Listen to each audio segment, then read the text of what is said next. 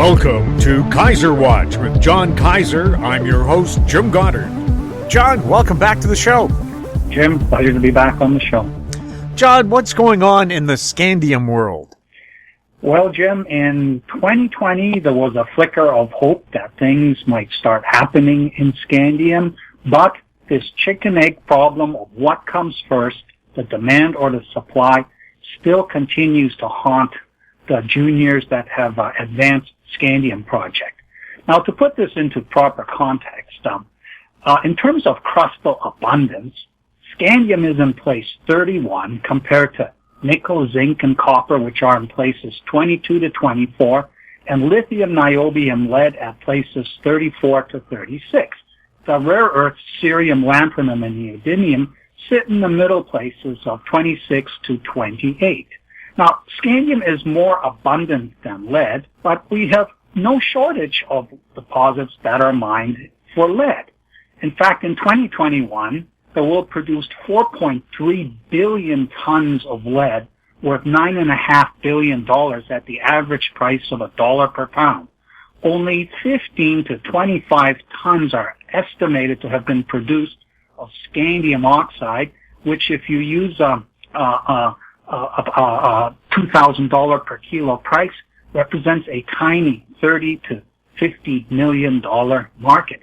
And the perverse thing is, aluminum is a $100 plus billion a year market, just as we find aluminum, and it is ubiquitous. It is used everywhere, and scandium is the perfect marriage partner as an alloying agent for aluminum because it makes it stronger, it makes it corrosion resistant, and it allows aluminum that's got scandium in it to be welded without the joints being weaker than the rest of the material, which is a problem with welding ordinary aluminum, and the reason why planes made from aluminum are riveted together, not welded together.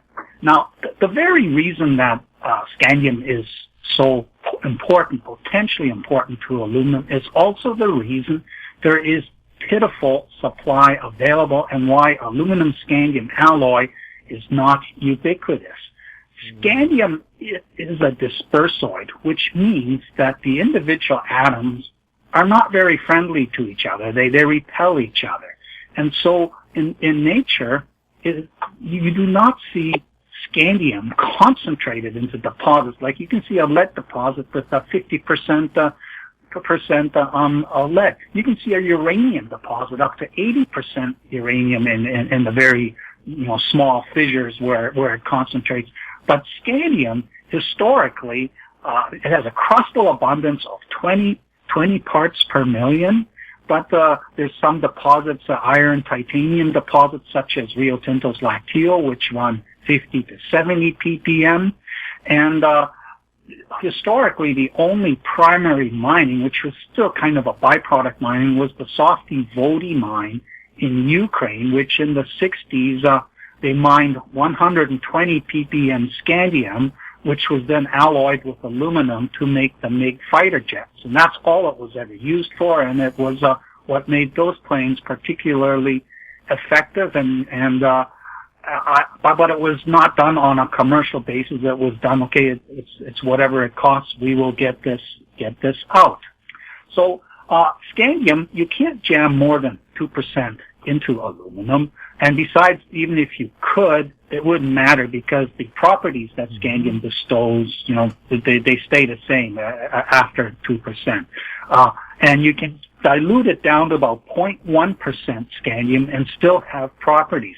So what the industry really does is it creates, when it does mine scandium oxide, it produces it as in a powder form, a white powder form, and then it gets blended into molten aluminum until it's about 2% of the mix. Now, the interesting thing is because scandium has a higher melting point than aluminum, it will start to crystallize first. But it doesn't do that until, as you've mixed it in, they've all spread out apart from each other as far as possible. And so you get this sort of three-dimensional matrix that starts to crystallize around which the rest of the molten aluminum solidifies. And that's what bestows all these special properties, but it is this self-dispersing nature which really makes it tough. I thought things were going to change a decade ago when I discovered that in the 2000s there had been these laterite deposits discovered in New South Wales where the scandium had enriched to 300 to 600 ppm. This was unprecedented, and at those grades it was possible to make money at $2,000 per kilo and expand the supply indefinitely from these relatively large deposits. And so I turned myself into the original scandium bug, which I continue to regret to this day, because the premise that I based this on was that if you build it, they will come. Well, even Robert Friedland figured out that that doesn't work with his Syerston deposit. That's part of his Sunrise Nickel Cobalt Scandium complex in New South Wales. Now, the difficulty that became apparent after a while is that it takes 2 years to commission even a small-scale mine like Scandium International's Lingen deposit, and because there's never been primary scalable supply of scandium, from a mine, there's suspicion that the flow sheets, which in the case of these laterites involve autoclaves, may not work as expected. So the end user who has to tool up a new product line that incorporates aluminum scandium alloy, if they're asked to do an offtake agreement that's binding, they expose themselves to the risk that when this thing comes into operation, they're tooled up to start using the product, but nothing works as expected. And we know that from nickel laterite operations, there's always something that goes wrong with these laterite HPAL-based operations. So the end users say, no, we'll give you some loosey-goosey offtake agreement, but it's really conditional on you delivering it, and you really can't take it to the bank. And so what I had hoped was that somebody would look at this and say, okay, I will build it and take the risk that you won't be there. And if it costs $100 million to build Ningen, I'll have to put up another $100 million, $200 million total to play this game of chicken with the end users. Because if I do get this into production as predicted, they're going to sit there on the sidelines and see how desperate I become financially, at what price I'll lower the product, which I initially said I was going to sell at $2,000 a kilo. So they're going to be able to play this game with the producer who builds it. Now, and Elon Musk, who has way too much money, as evidenced by his bid for Twitter, he could sit there and say, I could take a $200 million punt on this, get this thing started. And by the way, my Tesla company could use aluminum scandium alloy in various parts of the car to reduce the weight without sacrificing strength and safety.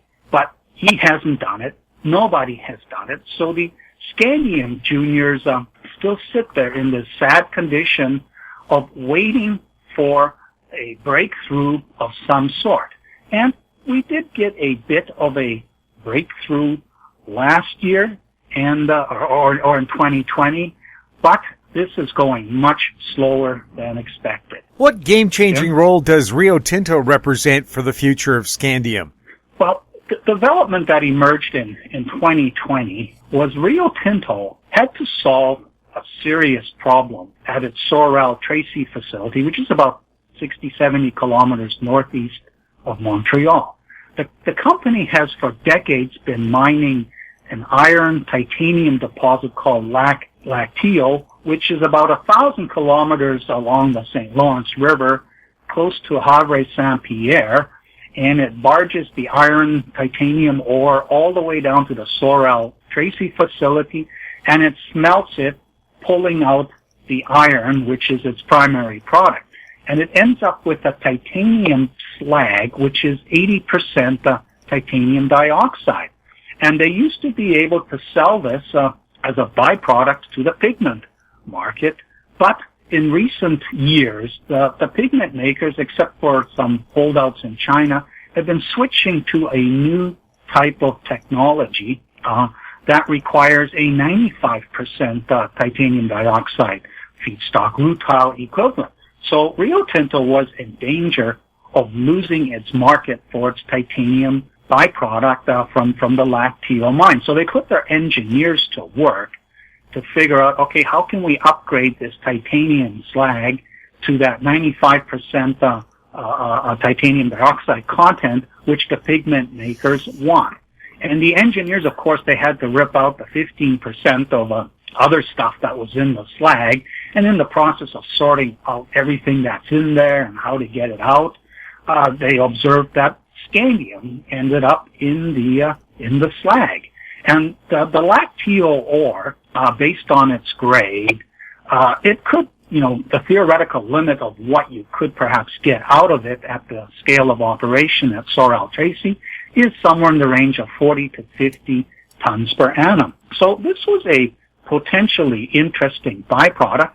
And in 2020, I think it was May or June, Rio Tinto announced that it had developed a process for recovering scandium as a byproduct of upgrading the titanium slag so that it could still be sold as a titanium product to the pigment makers. And this was interesting because with the chicken and egg problem, you come along with something like Ningen and you're going to expect the market to suddenly get 35 to 50 tons of material from a new primary source.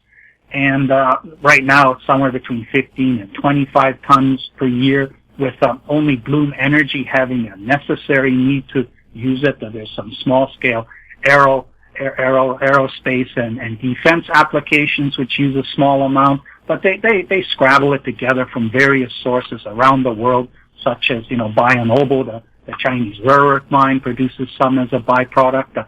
They figured out with those old-style pigment factories in China, the titanium waste stream, the scandium was showing up, and that's the kind that could use the old titanium slag input. So they were able to figure out how to pull some of it out of that, but that's all fixed and declining as the pigment makers switch to a more efficient technology. So the situation for the juniors, suddenly it brightened, because here Rio Tinto, which owns the aluminum Alcan division, which is also based in Quebec, was in a position to gradually increase its byproduct recovery of scandium into that sort of 40 to 50 ton per annum.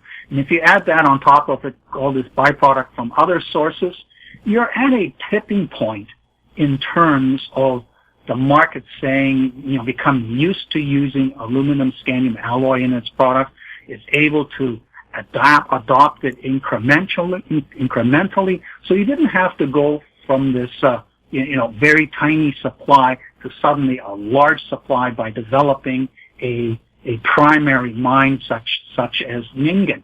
So we had hope that finally that chicken-egg problem would be solved, but it has been painfully slow. This year, they finally announced that we're really happy with how this works. We are now doing a 3 ton per annum pilot plant, and we will scale that to 9 ton per annum at some point, subject to how this works. So this is like almost 2 years later after they announced it, and we're still at the very early incremental build-up of gradual scandium supply. So what got us all excited a couple of years ago, the market's gotten kind of subdued at the moment because Rio Tinto, although it could do this very rapidly, it hasn't yet done it. But there is hope that now that they're actually at pilot plant scale, that this can start happening very quickly. And this creates a problem for Rio Tinto, because if it can get up to 40, 50 tons per annum scandium supply, and that's a tipping point where suddenly everybody will want scandium to make aluminum scandium alloy, where's it going to get additional supply? Now, you might think that mineral sands could be titanium mineral sands could be a source, But it turns out that in the process of these sands being created, the scandium somehow ends up disappearing, and it's not in ilmenite or rutile-based mineral sands. It's only in this iron titanium ore, of which there's only one other known deposit, and it's already owned and in production by a Norwegian pigment maker. So if Rio Tinto wanted to get serious as a scandium player, it would need to buy one of these projects sitting out there at various stages of feasibility demonstration and buy it. And the most obvious one has been Scandium International with its Ningen project in New South Wales.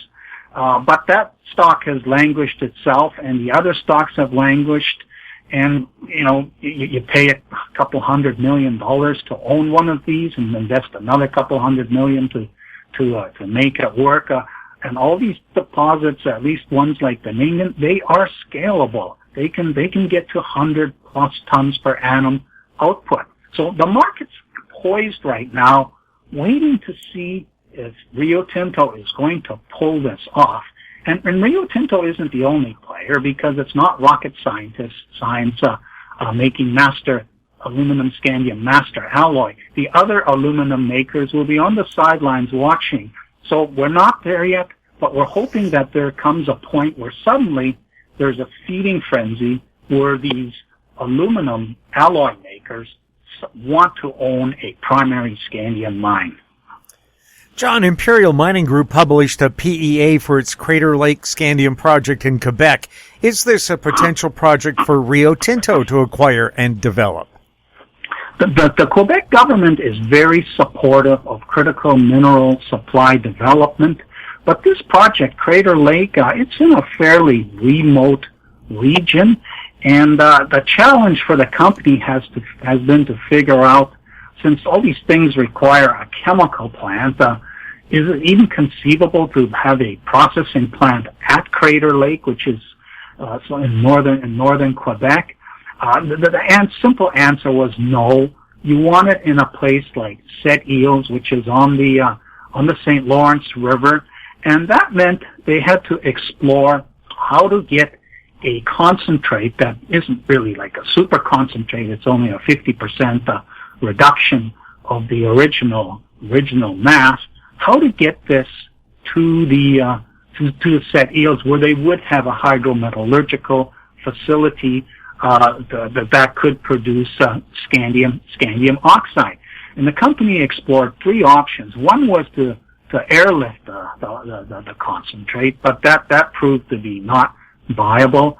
Another was to choose a rail and road option, and then either take it to the Goose Bay port, which is to the east in Labrador, and then ship it all the way down to Sept, or put it on the rail that takes it all the way south to Sept. And they published a PEA in June, which settled on the build a winter road option, and do it only during the ice road period. Mine it during the summer, stockpile it, and then truck it to the railhead, and then rail it all the way down to Sept. So the PEA, with the numbers they used, it came in at a after-tax NPV using 10% of about 1.7 million Canadian, and it had a decent IRR of 32.8%. And the capacity of the mill there would be about 2,400 tons per day, but they were only operated about a half year, about 180 days or so. And this was going to have a 25-year mine life. So I modeled this and to understand how is this going to work, because this is in Rio Tinto's backyard. It's in Quebec, and it would make sense to develop this. And so I looked deep at the numbers, and they have a rare earth byproduct. They say, okay, we're going to try and get the magnet rare earths out of it, the neodymium, praseodymium, dysprosium, terbium, and somebody threw in lanthanum also, which makes no sense. And so I've modeled this, and the rare earth that they hope to drop out, it represents only about $8 to $10 million of revenue annually based on current rare earth prices. So I think that may end up that's just decoration. They will probably make no effort to recover the rare earth. So this will be primarily a scandium mine, which at the proposed recoveries and throughput would produce about what was the number? 2,000 tons of scandium oxide over the course of that 25 years of life. So about 80 tons of scandium oxide a year. So if Rio Tinto achieves its 40 to 50 ton lacteo limit, then adding another 80 to 100 tons per year is plausible. And if by building a facility that's 2,400 tons per day, but operating it only at half capacity, if a road ended up being built to replace the winter road so that they could truck all year, that could be doubled. The capacity could be doubled to 150 tons per year. So this is a potentially significant source. Now, one of the puzzling things, and was when I wanted to figure out how they got their $1.7 billion NPV, and they used $1,500 per kilo as a scandium oxide base case price. So I used this and wasn't coming up with anything near that. In fact, the project just producing scandium oxide at $1,500 with all their costs, it was worth zero. It had a negative value. Then I looked a little closer, and what they were doing was that, except for a little bit of scandium oxide sales during the first 4 years, they were selling master aluminum scandium alloy at $204 a kilo. And I thought, that's odd. And with master alloy's 2% scandium, which is about 30 grams of scandium in a kilo of master alloy. And I did the backwards calculation, and I saw they're assuming, because the aluminum is only worth a couple of bucks, and the fabrication maybe $10 or so per kilo. And I said they're using a $6,600 implied scandium oxide price, and I said this is insane. So I'm not sure that the market would take 2,500 tons of master alloy with an implied $6,600 a kilogram scandium oxide. And scandium oxide is your primary cost. It's what you get first out of the flow sheet. You make your master alloy afterwards. There's different ways of doing it, but it's not as challenging a task and expensive a task as getting the scandium out of the rock and into scandium oxide form. So the confusion I think that's happened is you go to the U.S. Geological Survey and you look at the prices that they quote for a scandium master alloy.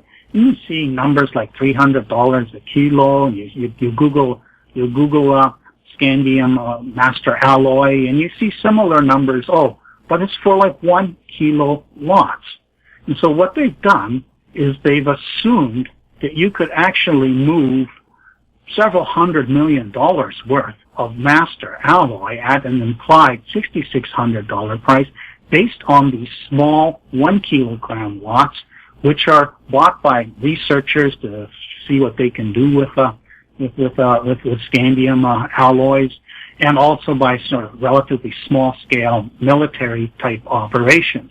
So the question for Crater Lake is, would the market take a $6,600 a kilo price?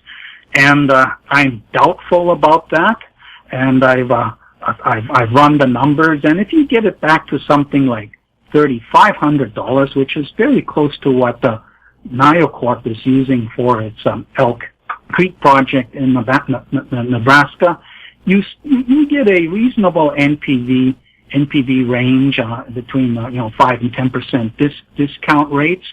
But it is a large capex project, and it comes in at about $700 million US. And if $3,500 a kilo becomes the sort of underlying base price for scandium oxide, this project will work. If it doesn't, if it ends up lower, this project is not going anywhere. So a big question for the market is what is the sort of scandium oxide price that the long-term future will pay as demand ramps up to that 1,000 tons per annum that is feasible, which at the $2,000 a kilo would represent a $2 billion annual market. So it'll be interesting to continue to watch them, optimize this situation. Transportation costs are a big chunk of it. If that can somehow be streamlined, that would be good. But they also, if they're going to sell master alloy, they don't really have a cost provision in their flow sheet for making it. And that's a bit of a paradox, because if they're getting this massive markup in value just by making a master alloy and there isn't a meaningful cost allocation for it, I'm not sure how this is supposed to make sense. But yeah, that Crater Lake is a potential future supply, and it'll take longer to develop that because it's only at PEA stage. But it's something that Rio Tinto could look at down the road. Is Niocorp a potential scandium supplier? Niocorp published an updated feasibility study in May of this year, which came up with a $2.35 billion after-tax NPV, which at the current exchange rate translates into about 3.2 billion Canadian, and it had a 27.6% after-tax internal rate of return. So this project ends up hitting the numbers. Its capex is big at 1.1 billion US, but the NPV is significantly bigger than the capex, and that's a key hurdle that you want to clear. Now, past week, Niocorp made an interesting announcement. It is going to merge with a SPAC, a special purpose acquisition company that's listed on NASDAQ. It's called GX Acquisition Corp 2. It's about trades somewhere between $9 and $10 a share. And the expectation right now, these SPACs, they have these redemption rights. So if the SPAC shareholders don't like this deal, they may choose for redemption. But if there isn't much redeemed, this company, when it's merged, would end up having $285 million US in cash. And right now, this would basically double the issued. And the idea is that Niocorp, which has almost 300 million fully diluted right now, would undertake a rollback to make this all happen. So we would expect an $8 to $10 for one rollback, but it would be a NASDAQ listed company. It would be one anybody can trade. It is a domestic project which has all the critical mineral support from the latest legislation in the United States, and its primary outputs are niobium and scandium in terms of value. Now, the way Niocorp accomplishes this, it uses a $3,700 per kilogram price. Now, Robert Friedland has used for Sunrise and Energy Metals has used $1,500 a kilo. The Imperial Mining Group used $1,500 a kilo for scandium oxide, and the Scandium International guys used $2,000 per kilo. So this is almost double what others have been using, but they're basing it again on these reports of small unit purchases that are happening in this gray market, which isn't properly documented anywhere. But again, the question is the aluminum scandium alloys that you get, are they worth it? If the cost of the input, the scandium oxide is $3,700. Now, to me, I decided I could create my own model to run these numbers, and I did a scenario where I said, okay, let's knock this back to $2,000 a kilo for the scandium, and we'll leave their $47 a kilo for niobium in place, and let's see what happens. And that reduces the upside, considerably. You get an NPV of 650 to 1.7 billion, and if you do something like an 8% IRR, you'll get close to 8% discount rate. You'll get close to that sort of 1.1 billion US capex threshold. So it could still work at $2,000. Obviously, it works quite well at 3,500, but it really is originally was a niobium prospect. And here's a new way to think about this. On Sunday, Brazil votes for the next president term, and it's basically a battle between Lula and Jair Bolsonaro. And Bolsonaro is a Putin poodle type who's already borrowed from other Putin poodles this idea that unless you win, the election was stolen and rigged. So they're already stirring the pot, saying, this election is rigged, even though they don't yet know who the outcome is. Now, the polls suggest that Lula will win, and in order to prevent a runoff between the top two vote getters on October 30th, the winner on Sunday needs to have 50% of the vote. But what we're looking at is a scenario where whatever the outcome is, it's potentially destabilizing for Brazil. And, Brazil's got all these big families that own these private conglomerates, and one of them is CBMM. And CBMM operates the Araxá mine, from which 85% of the world's niobium supply comes from. This is right next to an ancient hotel resort spa type place, which I visited when I was in Minas Gerais about 10 years ago. And it is a pinpoint that is very vulnerable to disruption. So we have 85% of the world's niobium supply, about $6 to $10 billion worth, and they keep the price at $45 to $47 a kilo, because that's just big enough, high enough to allow a couple others like Niobec in Quebec, and the other one that's also in Brazil, that China Molybdenum operates, to stay in business, but too low to allow other deposits to come into existence. And there's ones like Niobay's James Bay project in northern Ontario, which could go into production at these prices, but that's plagued by anti-mining lobbies that who knows where the funding comes from, but it's certainly being effective in keeping that from emerging as an alternative niobium supply. Now, my concern is that if following the outcome of this election, we see a military coup of some sort, civil unrest. Most of the businesses will adapt to whoever's in charge, whether it's Bolsonaro or Lula. But those businesses are all dispersed. Nobody can really attack it. But something like the Araxá mine, this would have global ramifications if, for whatever reason, local unrest shuts down this mine, and all of a sudden, this super cheap niobium that makes steel stronger and therefore lighter because you don't need to use as much of it, all of a sudden the world suffers a serious supply shock.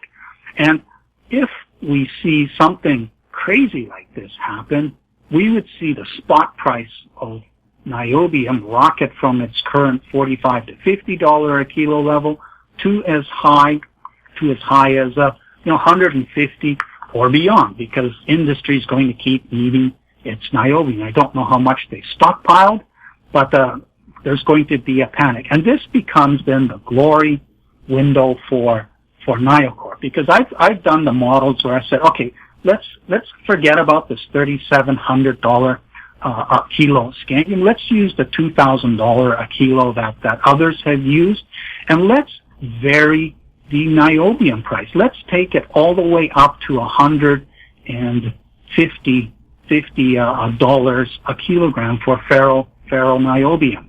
And at the base case price that they have, the scenarios like $650 million US as an NPV, at 5%, jumping to 1.7 billion at 5%, but those numbers expand to 4 billion to 7 billion at $150, and that's only a little bit more than a threefold increase for niobium, and it's still a fraction of what the scandium oxide is being proposed to be used. So the project, which is now at that sort of permitting development stage, it would overnight turn into a niobium supply godsend for the United States, and the scandium would become a smaller percentage. Right now, it's about 65%, 60% of the revenue stream at the base case prices that they're using. But the niobium would become front and center, the primary source of revenue for that project. And there's also, it's a carbonatite style complex. It also has rare earth credits, and they have a whole range of these two, and they haven't yet quantified what it will cost to get them out and what the recoveries will be, but they've documented the presence. So this Elk Creek deposit, which in global terms indicate Annenfer is about 180 million tons at the proposed proven or probable category. They plan to mine about 37 million tons of that underground over a 38 year period. So this Elk Creek deposit could become a monster source of critical materials, including scandium, and the scandium that they would be able to pull out at that throughput, it's only going to be about 75 or so tons a year.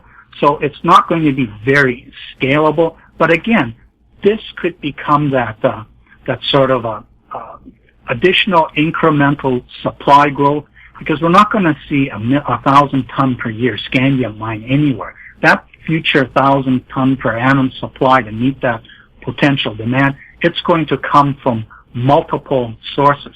So while the Niocorp Elk Creek project is currently packaged as a scandium play, it is deep down a niobium play. And yes, if Brazil does stay stable and CBMM continues to supply niobium at $45 a kilo, increasing its cost by whatever the annual inflation rate is, then it's not so exciting. But if for some reason the world has to rethink what it's going to pay for niobium, this project is the one that's going to provide the solution, and it could have a tremendous impact. And if this company has its merger with the Nasdaq SPAC done, even though we're dealing with post rollback $10 stock, it is something that everybody will be able to buy, including all the Robin Hooders. What does the future look like for Scandium International? Well, Scandium International in 2020 gave up on its strategy of developing an offtake market by assembling, scandium oxide from various sources and making master alloy samples out of it and giving it to these various end users to play with. It turned out that in some cases the end user couldn't really figure out any benefit of using aluminum scandium, so they said, well, we'll just do what we've always done. We'll do without a scandium aluminum alloy. Others, it turned out that the volume of samples that they wanted wasn't large enough, so they couldn't really take it to the next level. And in other cases, the companies, I think, just kind of lost interest because they were also seeing this chicken and the egg problem, and they knew that they were going to be one of a dozen or so different offtake partners, and the company needed to somehow assemble 35 tons of demand in order to get the capex to make this happen. So the whole strategy was defeated by the very the end users who are the cause of the chicken and the egg problem, watching this chicken and the egg problem and seeing themselves as flaky players in this. So it all just fizzled. And in 2020, the company, through Willem Devestein, had come up with this idea of let's go to these copper oxide leach operations and see if we can recover whatever ends up being dissolved in the acid, and that's left in the raffinate that gets pumped back onto the heap and with whatever it's dissolved, it eventually just stays in the pile and never gets recovered. So this is kind of like titanium dioxide waste stream stripping for scandium, getting it out of that and turning it into a valuable revenue generating project. And in 2021 they switched from trying to recover things like nickel and cobalt and scandium to recovering aluminum, which ends up being dissolved in it, and is a problem for these heap leach operations. And they were going to make high purity alumina, but the company needed to pay 50% of the cost, this expected $2 million study that Nevada Gold Mines and Scandium International were going to be doing on that Phoenix copper gold mining site. And the company just couldn't raise any money.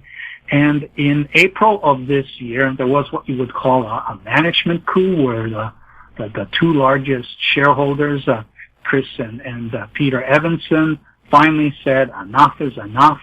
And Willem Divestein, who is pretty much in league with George Putnam, the CEO, he had also become frustrated with the inability of the company to raise any money. So it ended up being a capitulation. Willem Divestein, who was the chief technology officer, and George Putnam, they resigned from the management.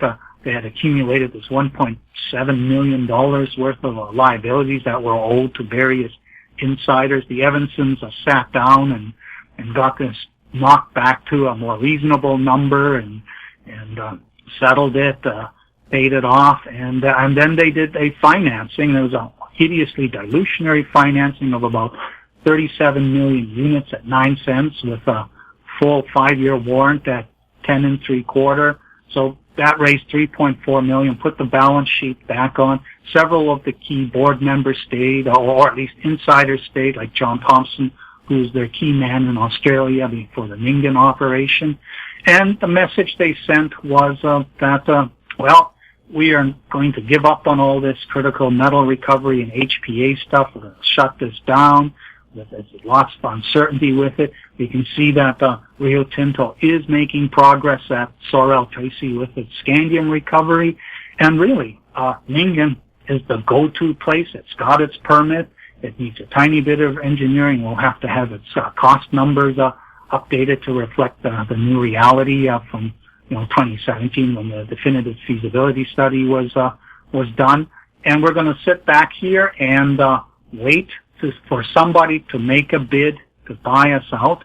And they are going back to an idea that George Putnam never really wanted to do, which I thought would be a good idea, was go spend some money on the Honeybugle deposit, which does not have a JORC estimate at this stage, but it's got a footprint of holes that suggests that this could be equal or bigger than Ningin.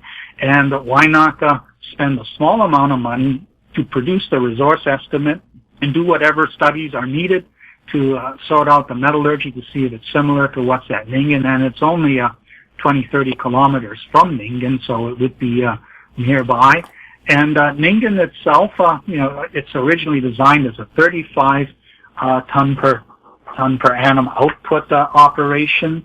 But I've done numbers that were over a 10-year period. You could scale that to 2,000 ton per day, a 1,000 ton per day mining operation.